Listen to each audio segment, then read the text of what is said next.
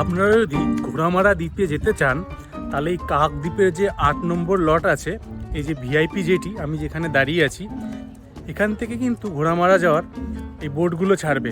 আমি এখানে ওয়েট করছি, বোট এখন নেই। আমি একটু ঘুরিয়ে দেখাই আপনাদের। এই দেখুন, এটা হচ্ছে এই দিকটা যে ঘাটটা দেখছেন, সামনে একটা লঞ্চ আসছে, এটাই কিন্তু এখান থেকে ছেড়ে যায় গঙ্গাসাগরের উদ্দেশ্যে।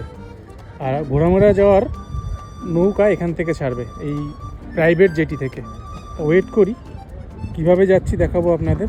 কাকদ্বীপের লট 8 ফেরি সার্ভিস এই জেটি থেকে ঘোড়ামারার যে টাইমিংটা আছে সেটা হচ্ছে ঘোড়ামারা থেকে সকাল 6টায় প্রথম ছাড়ে, আর এই কাকদ্বীপের সাইড থেকে সকাল 8 প্রথম লঞ্চ ছেড়ে যায়। তারপরে আছে আর ঘোড়ামারার সাইড থেকে লাস্ট হচ্ছে 4:15 ছাড়ে, আর এই কাকদ্বীপের লট 8 থেকে লাস্ট ছাড়বে বিকেল 5টায়।